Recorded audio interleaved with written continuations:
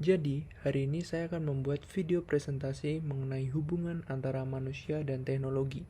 Karena di dalamnya membahas mengenai AI, maka saya akan membuat introduction-nya dengan full AI. Dari skrip kita menggunakan ChatGPT. Langsung aja kita ketik buatlah introduction presentasi mengenai manusia dan teknologi dengan topik bla bla bla bla bla. Kemudian masuk ke Play HT untuk mengubah skrip menjadi suara. Sebelum itu, masukkan sampel suara kita supaya suara yang dihasilkan oleh AI tersebut menyerupai suara kita. Nah, di sini saya sudah membuat sampel suara saya. Nah, lalu kemudian copy teks yang berasal dari ChatGPT tadi ke dalam sini. Dan inilah hasilnya. Manusia dan teknologi. Selamat pagi, siang, sore, rekan-rekan sekalian. Dalam presentasi ini, kami akan mengeksplorasi berbagai aspek hubungan antara manusia dan teknologi yang mencakup perkembangan teknologi hingga dampaknya pada kehidupan manusia. Topik yang dibahas dalam presentasi kami adalah: pertama, perkembangan teknologi oleh KAI. Kedua, ketergantungan manusia terhadap teknologi oleh Zaki. Ketiga, dan krisis humanis oleh Saski. Keempat, transhumanisme natural manusia oleh Vina. Kelima, batasan teknologi oleh Pras. Keenam, preskripsi oleh Rafif. Dan terakhir adalah kesimpulan. Kami berharap presentasi ini dapat memberikan wawasan yang komprehensif dan bermanfaat bagi kita semua dalam memahami dinamika antara manusia dan teknologi. Terima kasih dan selamat menikmati presentasi ini. Oke, jadi kita tadi sudah menonton video yang dibuat dengan skrip dengan AI dan voice dengan AI. Jadi jika kalian menganggap suara saya sudah mirip dengan suara yang dihasilkan oleh AI, maka akan sulit membedakan yang real dengan yang tidak real. Nah, oleh karena itu, pertanyaan mengenai apakah esensi dari manusia akan hilang seiring dengan perkembangannya AI menjadi pemantik dari presentasi kelompok kami.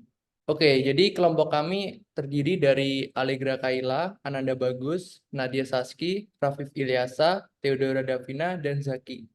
Nah, berikutnya adalah topik mengenai pembahasan mengenai teknologi, perkembangan teknologi. Silahkan, Kai. Oke, jadi untuk perkembangan teknologi,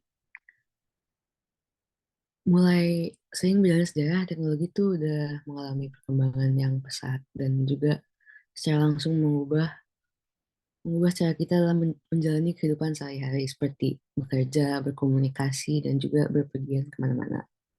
Awal perkembangan teknologi ini tuh dimulai pada masa-masa revolusi industri di Inggris di tahun 1700-an, di mana revolusi ini memicu transformasi besar pada manufaktur, transportasi, dan juga produksi. Dengan mengubah sistem dari yang cara awalnya tradisional, pakai tangan dan hewan gitu-gitu, jadi pakai mesin. Sampai sekarang pun teknologi masih dalam masa perkembangan juga. Mulai dari adanya inovasi-inovasi baru, macam robot, dan juga munculnya AI atau kecerdasan buatan. Nah, perkembangan teknologi yang pesat ini tentu memiliki banyak dampak yang positif terhadap kehidupan kita di zaman modern.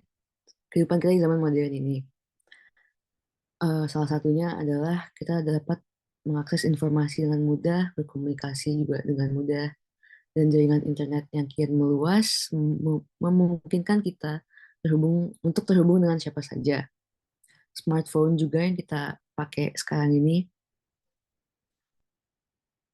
em,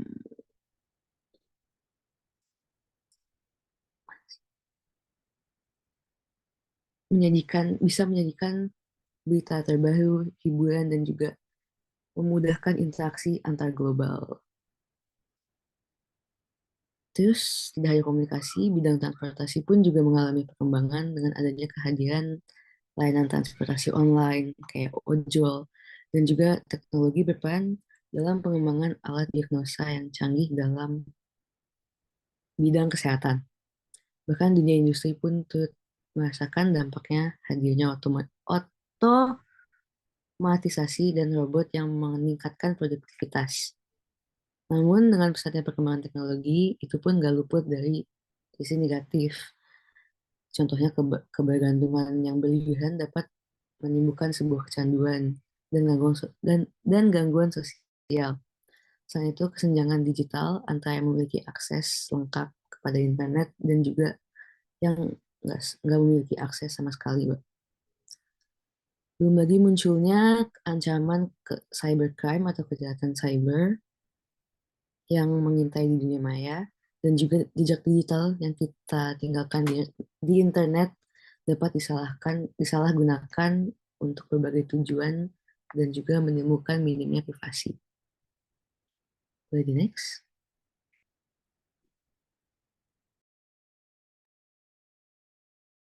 Ya selanjutnya itu ada ketergantungan manusia terhadap teknologi. Jadi di dalam perjalanan peradaban manusia itu teknologi itu selalu menempati peran yang signifikan sebagai alat bantu yang memudahkan kehidupan. Dari penemuan roda sampai komputer, manusia itu udah menggunakan teknologi buat mempercepat proses, meningkatkan efisiensi dan memperluas jangkauan kemampuan kita. Tapi dalam beberapa dekade terakhir, dinamika ini tuh udah ngalamin perubahan yang cukup drastis. Teknologi yang awalnya dirancang buat membantu manusia, sekarang tuh seakan-akan perannya jadi kebalik gitu. Jadi kayak manusia yang ini seolah menjadi pelayan teknologi. Terus ketergantungan kita pada teknologi itu semakin mendalam hingga pada titik di mana kita lebih terlihat seperti alat yang melayani teknologi. There is a possibility that the potential possessed by technology created by humans may take away human free will. Kalau ngambil dari bukunya Harari yang Homo Deus. Manusia bisa aja kehilangan kendali atas teknologi yang mereka ciptain karena nggak dapat dipungkiri lagi, teknologi dan kompleksitasnya itu berkembang sangat pesat pada masa kontemporer ini. Teknologi itu mampu mengendalikan pandangan manusia. Terus kalau dilihat dari kita tarik ke belakang dari era kapitalisme, itu udah kelihatan bahwa kehadiran teknologi itu secara nggak langsung udah mengubah pandangan manusia. Manusia diarahkan untuk menggunakan teknologi bukan lagi untuk memenuhi kebutuhan, melainkan untuk mencari keuntungan dan menunjukkan eksistensi mereka. Manusia itu terjerumus ke dalam konsumerisme dalam hal terhadap penggunaan teknologi. Boleh di next. Nah, jadi teknologi itu juga nggak bisa diprediksi di masa depan. Terus, menurut Sven of Hansen menyatakan bahwa ada 4 faktor utama yang membuat teknologi di masa depan tuh nggak bisa diprediksi. Buat poin yang pertama, itu ada ketidakpastian bawaan dalam perilaku perangkat teknologi itu sendiri. Eh, Kita bayangkan ada sebuah terobosan baru buat menangani sel kanker yang pada manusia, yang berupa sebuah perangkat yang bisa masuk ke dalam tubuh manusia yang gunanya itu buat ngelepasin zat buat membunuh sel kanker yang ada. Teknologi kayak gini tuh tentunya punya banyak risiko yang mungkin nggak pikiran sebelumnya. Ketidakpastian ini juga berlaku pada teknologi AI, terutama dalam hal bagaimana AI akan berperilaku di dalam situasi yang kompleks atau tidak terduga. Walaupun algoritma dan model AI dirancang dengan cermat, perilaku mereka tuh dalam dunia nyata tuh nggak bisa terduga gitu. Sumber ketidakpastian yang kedua itu adalah perilaku individu yang menggunakan teknologi tersebut. Perilaku pengguna ini seringkali nggak bisa diprediksi dengan akurat, dan hal ini menambah kompleksitas dan dalam menilai risiko dan dampak dari teknologi. Salah satu contoh yang menggambarkan fenomena ini adalah bagaimana pengguna itu cenderung mengompensasi peningkatan keselamatan teknis dengan perilaku yang lebih beresiko. Sebagai contohnya itu ada, sebagai konteks ada self-driving cars. Telah diamati bahwa pengemudi itu atau penumpang mungkin mengubah cara mereka tuh berinteraksi dengan kendaraan mereka ketika mereka merasa bahwa sistem AI itu mengendalikan mobil tersebut bisa dapat diandalkan sepenuhnya. Meskipun teknologi ini itu dirancang buat meningkatkan keselamatan di jalan raya dengan mengurangi kesalahan manusia, pengguna mungkin jadi terlalu bergantung pada sistem AI dan mengabaikan kewaspadaan yang seharusnya tetap mereka jaga.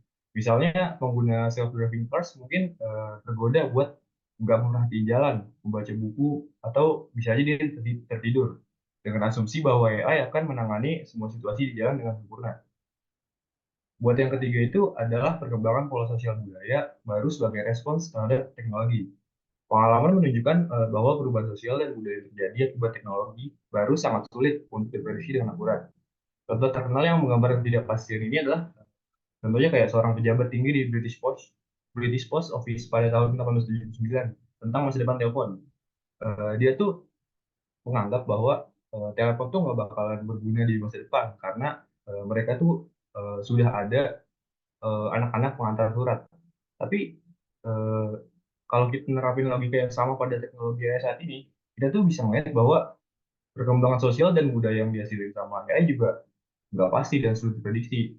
Misalnya, ketika teknologi AI pertama kali diterapin dalam berbagai sektor kayak kesehatan, pendidikan, sama transportasi, mungkin banyak orang yang nggak nyadar sejauh mana sih AI akan mengubah cara kita berpikir dan berinteraksi. Terus sementara kalau dalam dunia pendidikan, saya mengambil contoh aplikasi belajar Pahamify. Di Pahamify itu ada sebuah AI yang digunakan buat mempersonalisasi pembelajaran bagi siswa. Jadi algoritma AI itu bisa menganalisis gaya belajar dan kebutuhan individual siswa dan kemudian menyusun kurikulum yang sesuai dengan mereka. Awalnya mungkin dilihat sebagai alat bantu bagi guru, namun AI telah mengubah cara siswa belajar dan cara guru mengajar, menciptakan lingkungan belajar yang lebih adaptif dan responsif terhadap kebutuhan masing-masing individu.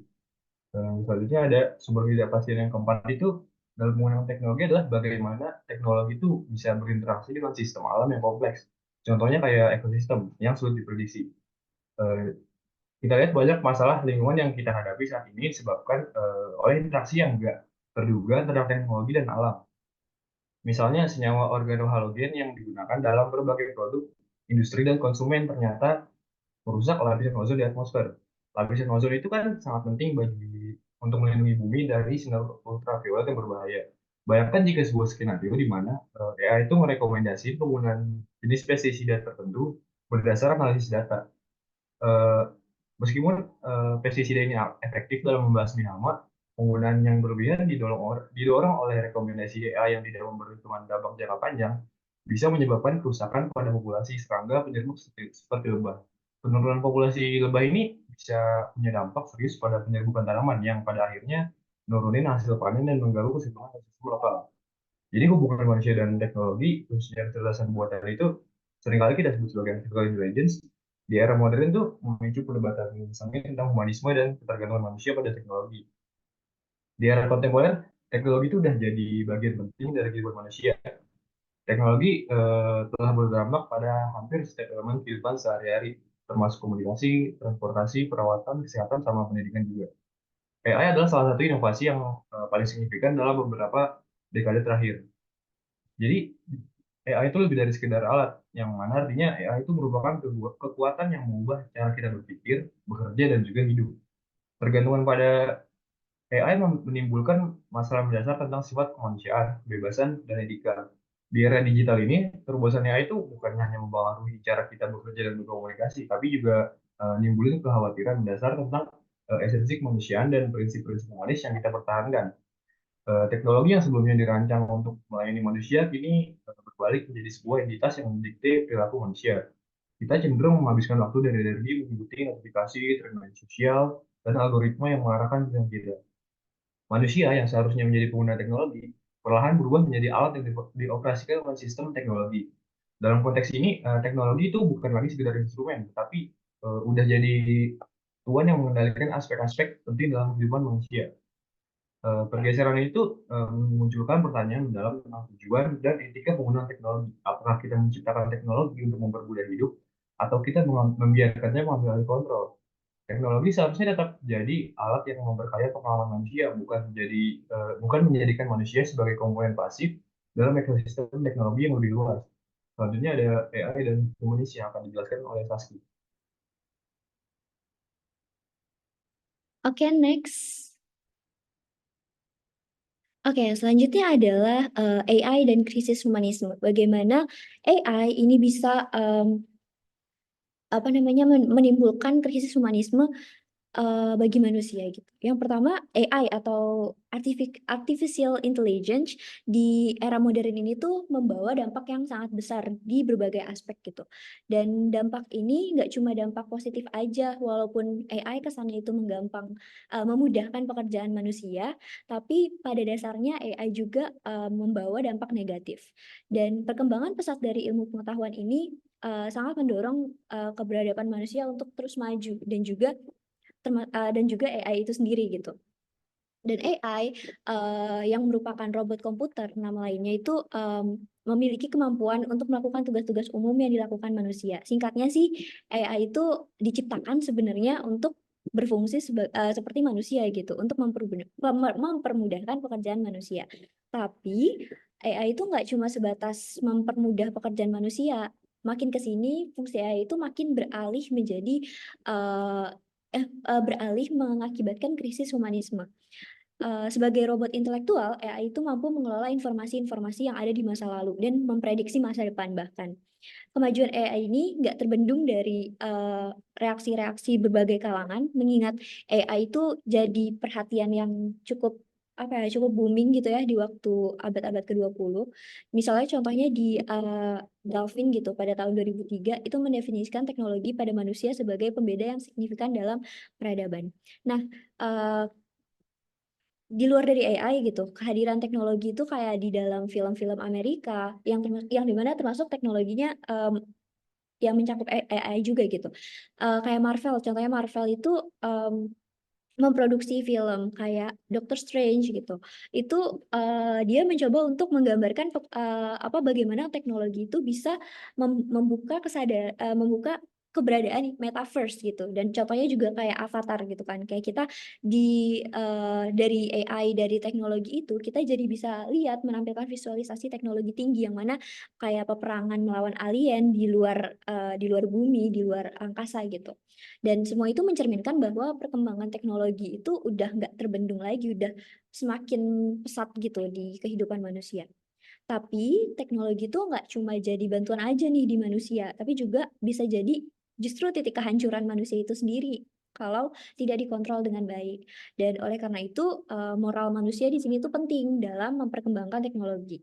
Menurut Lappuccini, manusia saat ini disebut sebagai Homo technicus, atau yang menunjukkan kontribusi manusia dalam perkembangan teknologi. Dan Lappuccini dan Gavin ini menganggap bahwa keberadaan teknologi itu sebagai angin segar bagi manusia sebagai perkembangan teknik dan pembuat alat.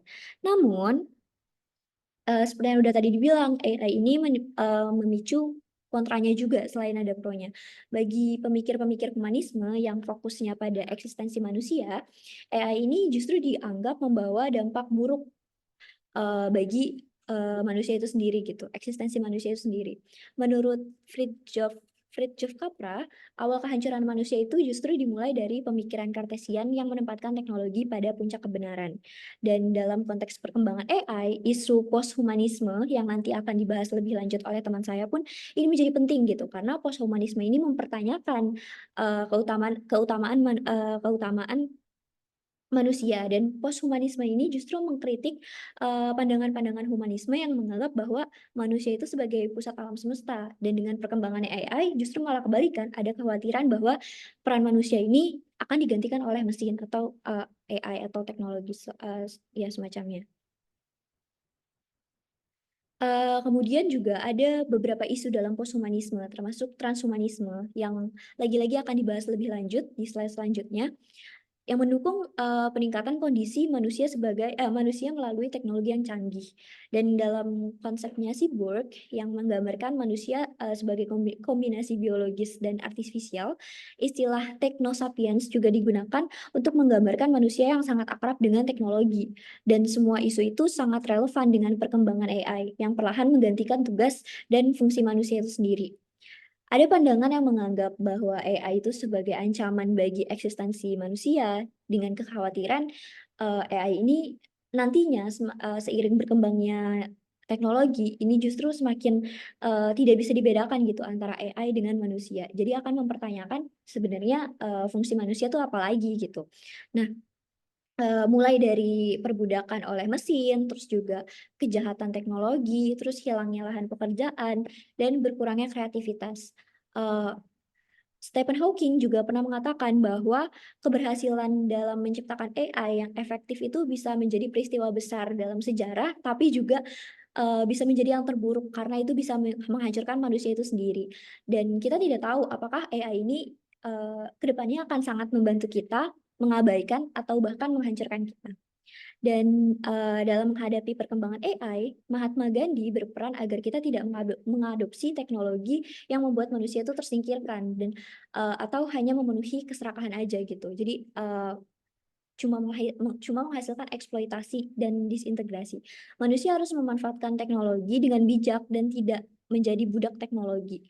Dan Fahrudin Faiz dalam ngaji filsafatnya di YouTube itu mengatakan bahwa setiap manusia itu memiliki kecerdasan yang berbeda-beda, sehingga dalam perkembangan AI manusia itu perlu adanya gabungan dari inteligensi yang unik.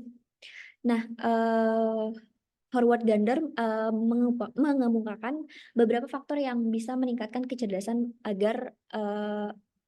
manusia agar manusia itu tidak terkurung oleh mesin. Yang pertama ada kecerdasan verbal linguistik, yaitu penggunaan bahasa, contohnya dalam membaca, menulis, terus juga kecerdasan logis atau matematis, yaitu berpikir secara tertib, terus kecerdasan jasmani, yang mana itu mengoptimalkan fisik karena itu tidak bisa tergantikan oleh AI. Yang keempat juga ada kecerdasan sosial, bagaimana menjalin hubungan dengan orang lain. Dan yang kelima adalah kecerdasan interpersonal, yaitu memahami dan menyadari diri sendiri. Dan dari sini krisis humanisme juga contohnya yang esensial itu nggak cuma dari eksistensi manusia aja, tapi juga hal-hal sekecil kayak kepercayaan gitu. Di sini AI itu udah sangat berperan dalam membentuk kepercayaan, mungkin bisa dibilang, karena sekarang udah apa-apa AI gitu, mau ngerjain tugas udah langsung pakai AI, yang dimana ketika tugasnya udah jadi itu sometimes orang lain akan bingung ini sebenarnya memang dikerjakan oleh dia atau AI, karena AI pada dasarnya aja tidak bisa mendeteksi dirinya sendiri atau mendeteksi manusia gitu. Contohnya kayak sekarang kita mau bikin tugas gitu, terus tugasnya kita tinggal ketik aja, kita minta AI untuk bikin supaya tugas itu punya bahasa yang humanis gitu, maksudnya bahasa manusia yang sehari-hari. Yang dimana AI sendiri udah tahu bahasa manusia yang sehari-hari itu bagaimana. Jadi apa bedanya AI sama manusia? Dan juga pernah ada percobaan gitu ya, kayak sebelum adanya AI, tulisan-tulisan yang dibuat secara manual oleh manusia itu sendiri tanpa bantuan AI, terus dicek kayak AI checker gitu, ternyata AI itu mengatakan bahwa itu sudah memakai AI gitu. Padahal di zaman itu AI itu belum ada gitu. Jadi adanya AI ini justru kayak meniadakan batasan-batasan ini manusia itu masih perlu atau enggak gitu.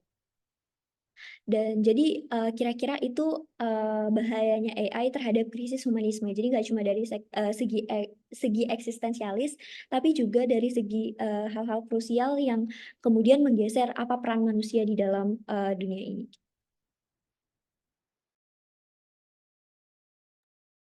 Oke, mungkin bisa next slide.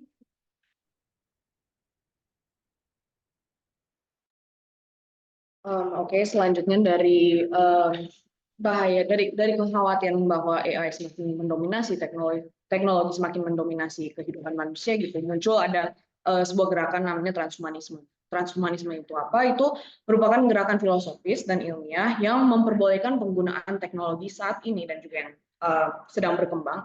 Itu misalnya seperti rekayasa genetika, krionik, AI, kecerdasan buatan, dan juga nanoteknologi itu untuk meningkatkan kemampuan manusia dan dalam tanda kutip memperbaiki kondisi manusia itu. Jadi para transhumanis ini mereka tuh membayangkan sebuah masa depan di mana penerapan teknologi itu memungkinkan manusia untuk memperlambat atau bahkan menghilangkan kematian sama sekali gitu. Karena menurut mereka misalnya penuaan, penyakit, bahkan kematian itu sendiri itu merupakan sebuah penyakit atau sebuah batasan fisik yang perlu dihilangkan gitu. Dan jadinya mereka bertujuan untuk menghilangkan kematian itu untuk menjadikan manusia abadi, untuk mencapai peningkatan dalam masa hidup manusia dan juga meningkatkan kapasitas kognitif dan juga sensorik manusia.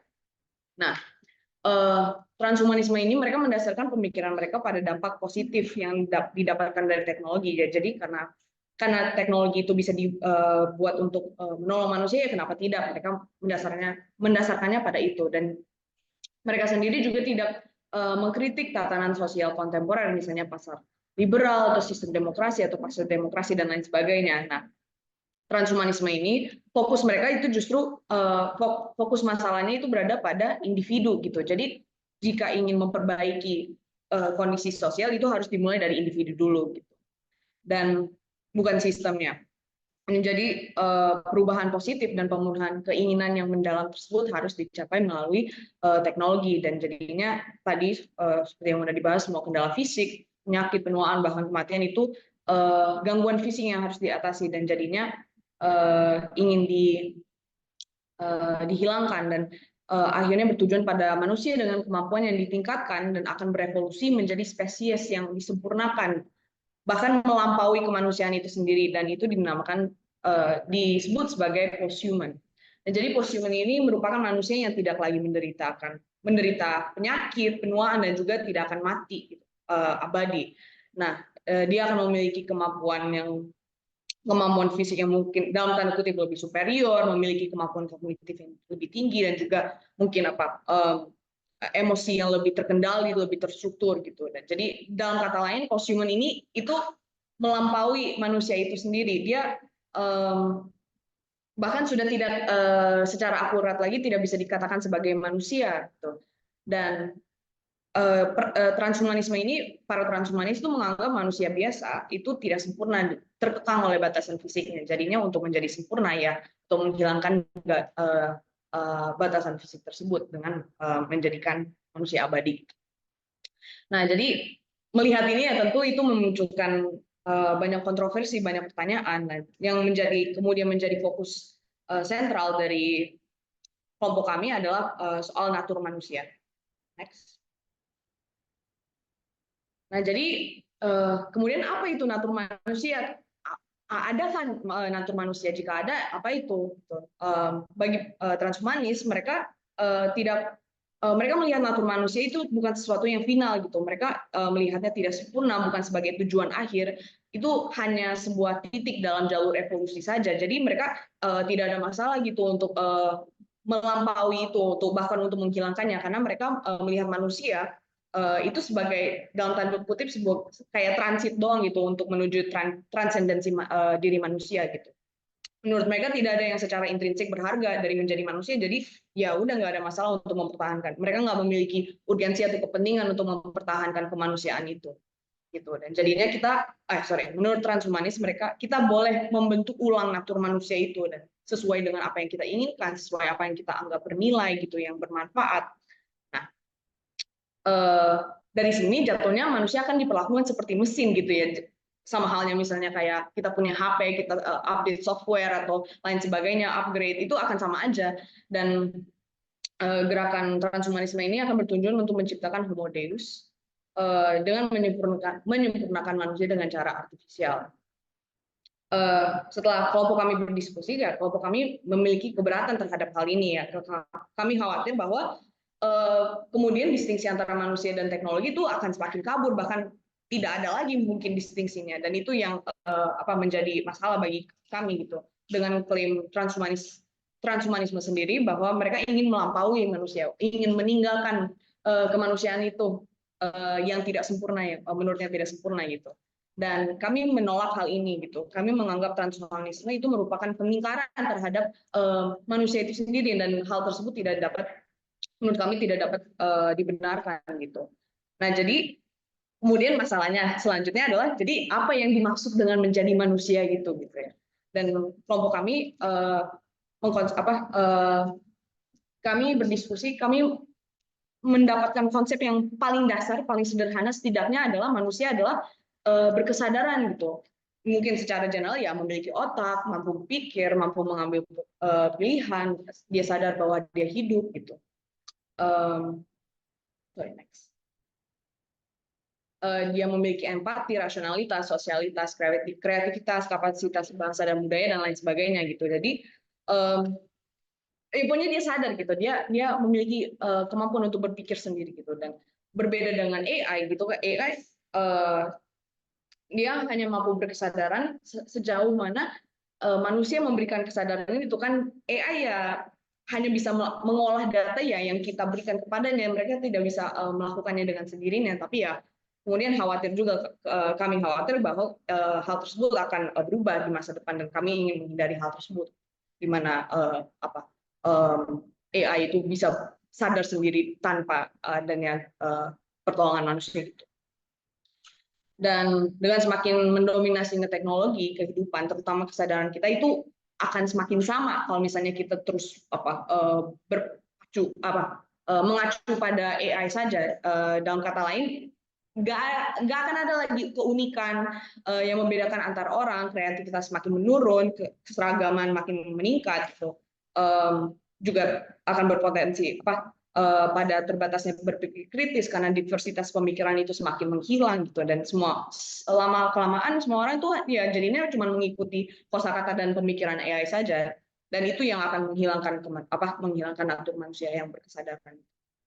Dan selain itu soal bernyawa ya, hal bernyawa, karena tadi transhumanisme itu menyinggung bahwa mereka ingin bertujuan untuk manusia abadi, tidak akan untuk menghilangkan kematian.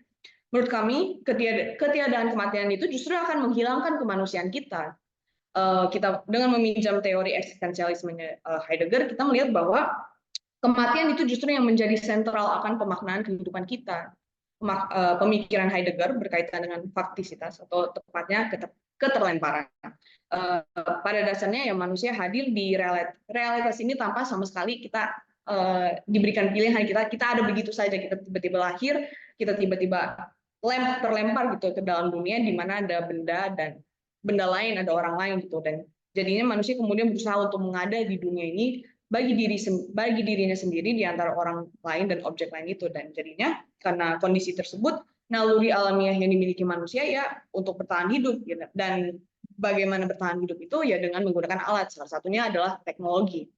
Nah, tapi dalam proses mengada itu, apalagi pada zaman sekarang ya manusia itu pasti kemungkinan besar itu pasti akan bersinggungan dengan teknologi. Tapi dengan semakin mendominasinya teknologi, apalagi sekarang udah mulai menandingi kesadaran manusia itu sendiri, kita kemungkinan akan semakin tenggelam gitu dalam kehidupan sehari-hari yang diselimuti oleh AI, oleh teknologi, dan kita bisa menjadi lupa akan keadaan diri kita itu. Yang terjadi itu mungkin forgetfulness of being, di mana kita lupa bahwa kita ada gitu, dan karena kita terlalu fokus dengan teknologi yang seharusnya hanya sebatas alat saja bagi kita gitu. Dan karena dalam kasus transhumanisme di mana kematian itu tidak ada lagi gitu, kita kemudian tidak akan lagi merefleksikan kematian itu, terjebak, itu tenggelam dalam teknologi. Dan maka kematian itu justru penting gitu, walaupun ya idealnya kayak kita nggak bakal pernah mati, kita nggak bakal merasakan kematian kita atau merasakan kesedihan dari kematian orang lain gitu. Tapi dengan kematian itu kita jadi tahu, dan kita ada makna yang bisa muncul dari kita sadar bahwa kita akan mati gitu. Ada yang mungkin memaknai itu bahwa saya akan mati gitu. Lantas apa yang sedang saya lakukan dengan hidup ini? Kita jadi dari kematian itu kita bisa melihat posibilitas itu, dan kita akhirnya bisa melihat totalitas ada itu. Dan jadinya kematian itu memampukan manusia untuk melihat being yang otentik gitu dalam bahasanya Heidegger itu, supaya kita bisa otentik, kita ketika kita lagi menjalani keseharian gitu, kita ada conscious atau suara hati, tendensi yang mengatakan bahwa apa yang kita lakukan itu nggak benar, ini tidak menurut pilihan saya sendiri, ini karena AI yang memasarkan pemikiran ini kepada saya gitu. Dan jadinya ketika kita mengikuti suara hati itu, kita bisa melihat ke masa depan, dan dengan mengantisipasi kematian kita itu, atau being towards that, kita bisa mendapatkan makna dari hidup kita itu. Nah, jadinya untuk menghilangkan kematian itu sama sekali ya menurut kami itu menghilangkan kemanusiaan gitu. Apa yang membuat manusia dan juga kehidupannya itu begitu istimewa ya karena hidup ini singkat gitu, sementara, dan jadi ya kita harus memanfaatkannya selagi masih ada gitu. Dan teknologi jadinya sebagai alat aja, kita tidak boleh, jangan sampai teknologi itu menjadi sebuah entitas tersendiri yang berbeda dari manusia, yang independen dari manusia, atau lebih parah itu lebih superior dari manusia. Nah, jadi apakah kemudian persoalan manusia masih relevan dalam teknologi, dan mengapa kita harus mempertahankan kemanusiaan kita? Ya jelas ya karena kita manusia gitu ya, mau gimana kita sebagai manusia kita harus mempertahankan kemanusiaan gitu, kita jangan sampai kehilangan hal tersebut, karena itulah yang membuat kita manusia gitu. Dan untuk tergantikan dengan teknologi ya berarti kita tidak lagi eksis, kita tidak lagi ada. Dan tentu manusia pasti akan terus berevolusi gitu. Dan dalam papernya Technology and Human Nature, seorang penulis namanya James K. Peebleman, dia mengatakan bahwa natur manusia itu akan terus berevolusi, ikut berevolusi, dan terpengaruh oleh keadaan sekitarnya juga, dan juga terpengaruh oleh perkembangan teknologi. Tentu kalau misalnya pun natur manusia itu dinamis gitu, terus berkembang, kami tetap berposisi bahwa ya setidaknya jangan sampai berkesadaran dan bahwa kita temporer itu hilang, karena itu yang paling dasar lah kalau menurut kami, dan dengan hilangnya itu hilang kemanusiaan gitu. Jadi walaupun tidak ada definisi tunggal yang dapat mendefinisikan natur manusia, itu yang menurut kami yang paling setidaknya dapat kami jelaskan gitu. Nah, kemudian muncul lagi sebuah permasalahan. Kami sudah tahu ya udah bahwa teknologi sebatas alat saja yang menolong kita, jangan sebagai alat yang mendominasi kita. Namun kami kepikiran misalnya kayak operasi atau tindakan medis atau pengobatan apapun itu kan pada dasarnya itu juga mirip dengan transhumanisme, gagasannya bahwa dia ingin memperbaiki manusia, bahwa dia ingin memperpanjang kehidupannya gitu. Tapi ada yang termasuk diperbolehkan dan yang tidak diperbolehkan, yang menurut kami itu menghilangkan kemanusiaan. Dan jadinya kita bertanya apa itu batasan dari teknologi yang tidak menghilangkan kemanusiaan itu, dan akan dijelaskan lebih lanjut oleh teman saya. Boleh next. Oke, selanjutnya adalah batasan mengenai teknologi ya. Jadi sebenarnya manfaat yang sudah dihasilkan oleh teknologi itu memanglah cukup besar bagi kehidupan manusia. Namun teknologi itu tidak sepenuhnya baik dan bermanfaat bagi kehidupan manusia. Gitu. Contohnya adalah kehancuran nuklir yang diakibatkan oleh teknologi pada Perang Dunia Kedua lalu gitu. Jadi sampai saat ini itu Jepang masih mengalami dampak tersebut. Jadi ada daerah yang masih terkena dampak nuklir tersebut dan sampai saat ini belum bisa ditemukan solusinya gitu. Namun di sisi lain nuklir dapat menghasilkan energi yang murah dan melimpah gitu. Oleh karena itu sebenarnya teknologi itu dipandang sebagai pedang bermata dua itu. Di satu sisi ia membantu kehidupan manusia gitu, di sisi lain ia dapat mengancam kehidupan manusia itu. Nah, dewasa ini perkembangan teknologi itu pesat banget gitu. Di bidang kesehatan itu ada nanoteknologi dan bioteknologi yang tadi sudah dibahas oleh Vina, mungkin saya sedikit perdalam gitu. Jadi nanoteknologi adalah sebuah robot yang sangat kecil yang dapat masuk ke dalam tubuh manusia melalui jalur peredaran darah untuk memperbaiki bagian dari tubuh manusia yang rusak. Sedangkan bioteknologi adalah metode genetik yang dapat meregenerasi sebuah sel. Jadi contoh dari bioteknologi adalah stem cell gitu yang sudah digunakan di dalam dunia kecantikan itu untuk mencegah penuaan dengan cara meregenerasi sel dalam tubuh manusia itu. Dan ada juga contohnya mungkin yang akhir-akhir ini agak viral di media sosial, ada Hotman Paris yang dia stem cell dan kayak pamer di media sosial kayak pengen meremajakan kulitnya gitu. Nah, Contoh ini merupakan bukti bahwa manusia itu sedang dalam posisi transhumanis gitu, yang berusaha untuk menyelesaikan segala masalah manusia atas keterbatasannya. Keterbatasan apa ya? Keterbatasan kayak manusia itu kayak nggak pengen kan semakin tua wajahnya semakin jelek gitu, semakin apa pudar gitu, kecantikannya itu nggak pengen. Jadi manusia itu selalu ingin menyelesaikan segala permasalahannya gitu.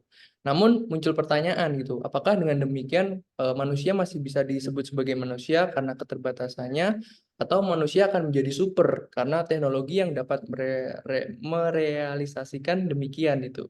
Nah, pertanyaannya ada lagi, yaitu apakah manusia harus membatasi dirinya sendiri untuk tidak terpengaruh teknologi yang membuat dirinya bukan sebagai manusia lagi, atau manusia itu ya udah ikut arus aja ya, manusia ya ikut perkembangannya teknologi aja terus mencari masalah atas keterbatasannya gitu. Nah, jadi kelompok kami memiliki posisi gitu atas diskusi yang sudah kami lakukan. Nah, posisi tersebut adalah teknologi itu eh, teknologi yang dapat menghilangkan rasa manusia itu harus dicegah gitu. Contohnya adalah penggunaan AI harus dibatasi demi menghilangkan hilangnya rasa manusia gitu. Jadi contohnya kayak misalkan saya mengerjakan tadi introduction video gitu. Ketika eh, mungkin 1 tahun, 2 tahun, 3 tahun ke depan AI akan semakin berkembang gitu, dan mungkin mungkin ini suara saya. Mungkin saya bukan siapa-siapa kan. Jadi kalau saya bukan siapa-siapa ya mungkin fine-fine aja lah untuk keamanan negara. Tapi bayangkan kalau misalkan suara Prabowo bisa diedit gitu. Sampelnya udah ada karena Prabowo kan tokoh publik presiden yang akan datang kan. Nah, ketika suara Prabowo itu diklon dan dijadikan AI itu, dan mungkin eh, video juga bisa dibuat oleh AI gitu. Jadi kayak seolah-olah Prabowo itu ngomong ngomong sesuatu yang mungkin tidak tidak dengan real yang dia katakan gitu, dan itu sifatnya membahayakan negara. Lalu bagaimana itu dampak dampak yang ditimbulkan itu harus dicegah gitu supaya tidak menghasilkan kerusakan yang destruktif untuk kedepannya gitu. Nah, jadi memang perkembangannya teknologi atau AI itu tidak bisa dicegah, namun penggunaannya dapat dicegah di dalam masyarakat dengan kebijakan yang pastinya bisa diperbuat oleh pemerintah kita sendiri ataupun pemerintah dunia yang sebagai bentuk mitigasi terhadap human value degradation itu. Jadi kelompok kami itu tidak sepenuhnya menolak AI, namun kami menolak penggunaan AI oleh masyarakat yang mampu membangun ikatan sehingga menghilangkan rasa manusianya dari masyarakat kita itu. Nah, lalu kelompok kami juga setuju bahwa pemerintah dunia itu harus membuat regulasi bahwa AI itu harus bisa mengungkapkan dirinya sebagai AI gitu. Dengan demikian tidak ada pencampuran antara manusia dengan AI, sehingga kebermaknaan manusia itu sebagai makhluk sosial yang bermoral itu tidak hilang. Nah, itu mungkin batasan yang kelompok kami buat. Selanjutnya adalah masuk ke dalam bagaimana cara kita menghadapi teknologi yang akan dijelaskan oleh teman saya, Rafif.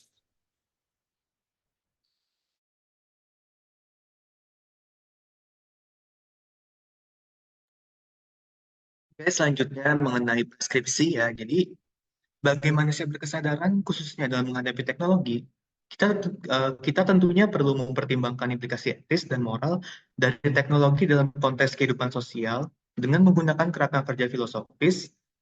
Kita dapat membuat penilaian yang lebih terinformasi tentang benar dan salah dalam konteks teknologi, serta mengembangkan solusi kreatif dan inovatif untuk mengatasi dilema etika yang muncul dari penggunaan teknologi. Kemudian, manusia harus mengambil langkah-langkah yang bertanggung jawab dalam penggunaan dan pengembangan teknologi untuk memastikan bahwa dampaknya positif dan sesuai dengan nilai-nilai etis serta menjunjung tinggi moral. Kemudian di masa depan manusia tentunya perlu mempertimbangkan bagaimana kita dapat tetap menjaga otonomi kita sebagai manusia terhadap adanya eksistensi teknologi ini.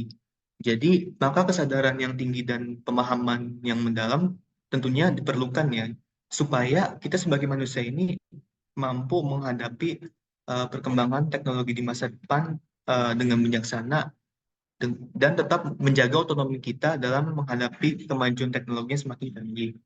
Kemudian yang terpenting manusia harus memegang kendali penuh dalam mempertimbangkan dan mengarahkan perkembangan teknologi untuk memastikan bahwa kemajuan tersebut selaras dengan standar etika dan norma nilai yang berlaku. Next.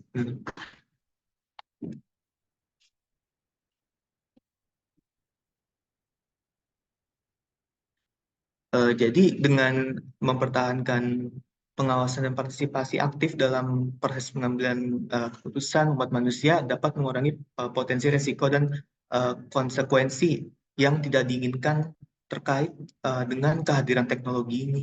Jadi pendekatan ini memungkinkan integrasi yang seimbang antara inovasi yang melayani kebaikan bersama, menghormati hak-hak kita hak-hak setiap individu, dan juga mengatasi tantangan global. Selain itu, manusia juga perlu membina lingkungan kolaboratif, di mana keragaman perspektif ini berkontribusi pada kemajuan teknologi yang membantu menciptakan solusi yang inklusif, adil, dan tentunya manusia perlu mendorong inovasi teknologi berkelanjutan yang berorientasi pada manfaat serta kebaikan bersama. Terakhir, tentunya kita sebagai manusia perlu mengingat kita memiliki idealisme tentang dunia kita yang kemudian dimaterialisasikan dalam bentuk teknologi. Jadi ketika teknologi tidak dapat bekerja dalam tanda kutip sebagaimana yang diharapkan oleh rohani manusia, jadi yang salah itu bukan teknologinya sebagai materi, tapi melainkan manusianya belum menemukan cara bagaimana idenya atau dalam kurung rohaninya itu dapat terwujud dalam materi. Oleh karena itu ditekankan kembali penting bagi manusia untuk mempertahankan kesadaran akan penggunaan teknologi, memperlakukan teknologi sebagai subjek, dan menyadari bahwa kehadiran teknologi sebagai sarana atau media untuk mematerialkan ide-ide dan gagasan manusia. Dengan demikian, otonomi manusia atas teknologi dapat tetap terjaga apabila kita menjaga kesadaran dan sikap yang bijaksana dalam menggunakan teknologi.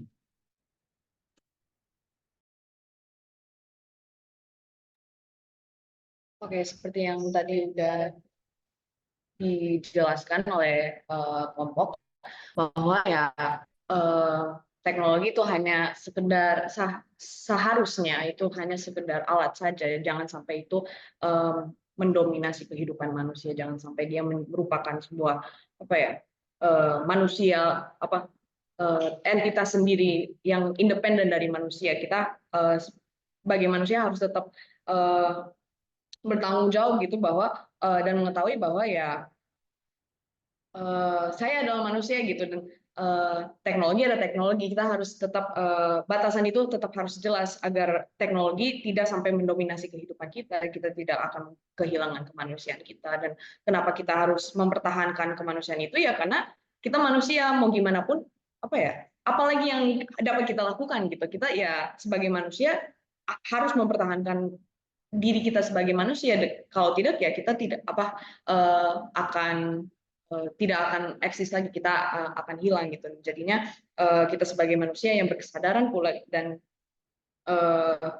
yang berkesadaran ya harus mampu tahu bahwa harus sadar bahwa saya yang hidup, saya yang memiliki pikiran, bukan AI. Jangan sampai AI yang mendominasi saya, tapi saya yang sadar haruslah saya yang hidup, yang menjalani hidup, dan bukan teknologi yang mengatur hidup saya. Mungkin itu yang dapat kelompok sampaikan. Jika ada pertanyaan bisa menghubungi salah satu dari kami. Sekian dan terima kasih.